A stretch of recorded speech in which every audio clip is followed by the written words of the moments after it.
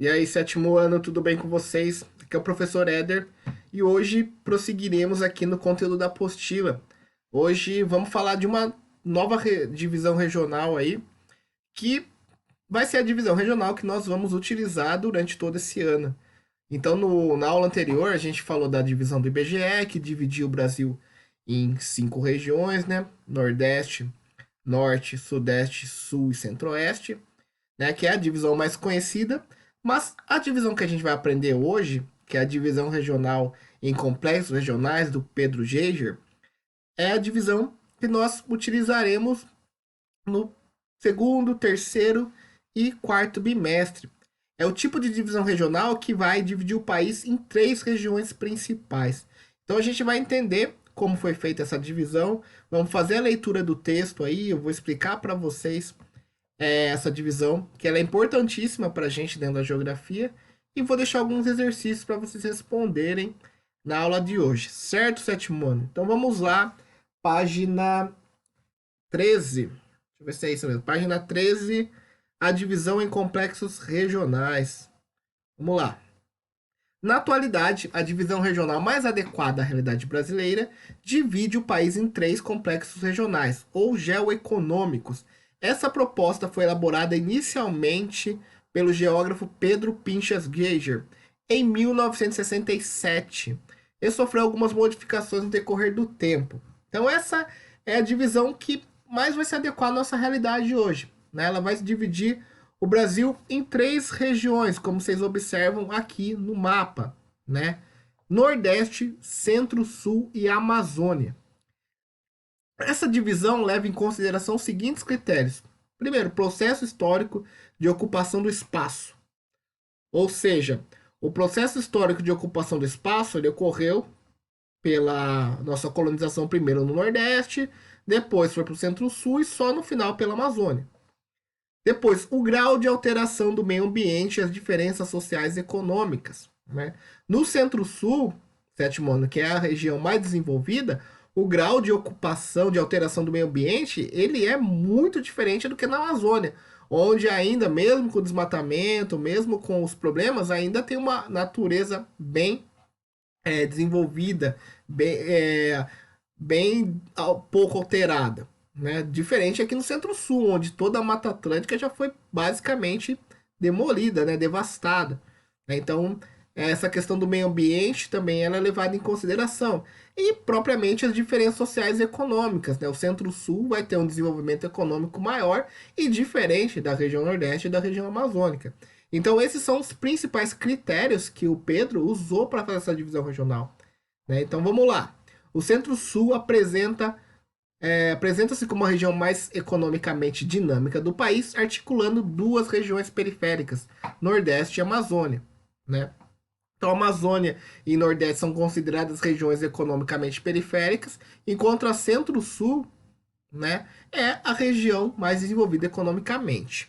O Nordeste é a região de ocupação mais antiga, apresentando graves problemas sociais e profunda modificação do meio ambiente natural. Compreende 18% do território e 27% dos habitantes do Brasil. O Centro-Sul foi ocupado de forma mais intensa depois do Nordeste. Hoje constitui a principal região do país em termos populacionais e econômicos. Mesmo assim, apresenta gravíssimos problemas ambientais e sociais. Detém 32% do território e concentra 65% da população brasileira.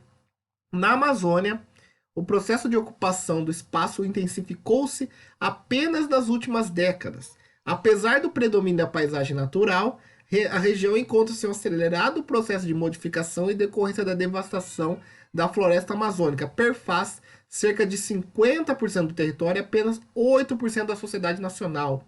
Né? Então, aqui no mapa, ao lado, a gente observa essas 3 divisões. Ela não vai levar em consideração a divisão dos estados. Porque, por exemplo, olha o estado aqui de Minas Gerais. Vou até aumentar aqui um pouquinho para vocês observarem. Aqui o estado de Minas Gerais,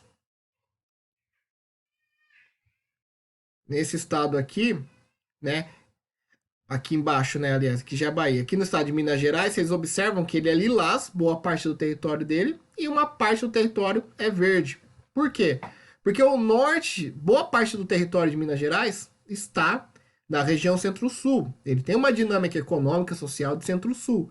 Porém, a região norte de Minas Gerais, os vales do Jequitinhonha e Mucuri, são uma região um pouco mais empobrecida e tem uma característica bem parecida com o estado do Nordeste. Então, ele não leva em consideração a divisão regional de Minas Gerais, já que o norte de Minas tem uma interação econômica mais adequada com o Nordeste do que com o Centro-Sul. Então, isso só para mostrar para vocês um exemplo dessa divisão do Pedro Geiger. Então, por isso que ela é importante, porque ela vai levar em consideração não a divisão do Estado em si, como é a divisão do IBGE, mas sim os aspectos de ocupação do espaço, meio ambiente, economia. Então, é uma divisão muito importante para a gente dentro da geografia.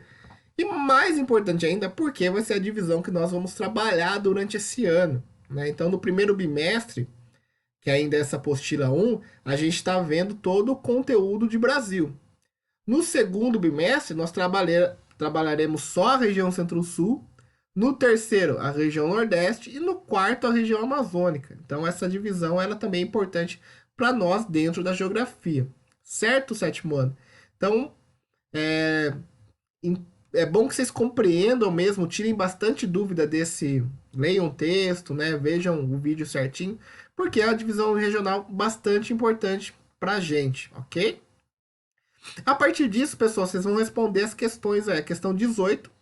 Quais são os critérios utilizados para dividir o Brasil em complexos regionais, né? E quais são esses complexos regionais, ok?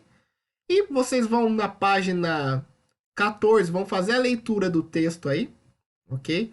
Geógrafo propõe uma nova divisão territorial do Brasil e vão responder a questão de número 19. Com base na leitura do texto, o geógrafo propõe uma nova divisão territorial do Brasil. Explique a divisão regional proposta por José Donizete Casolato. Ok? Então, vocês vão responder a 18, a 19 e responder também a 20, que é uma cruzadinha aqui. Ok? Certo? Então, vocês vão extremo leste do Brasil, né? Vocês vão colocar aqui no 1, qual que é o extremo leste do Brasil, né? 2, hemisfério do qual o Brasil tem a maior parte de suas terras. E por aí vai. Vocês vão responder a cruzadinha certinho, ok? Então, vocês vão responder hoje a 18, a 19 e a 20. Qualquer dúvida, sétimo ano, a gente está no WhatsApp aí na quinta-feira, certo? Vamos tirar as dúvidas aí bonitinho, ok?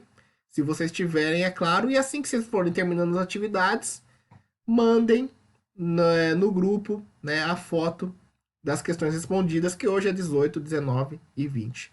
Ok, sétimo ano? Ficamos por aqui, né?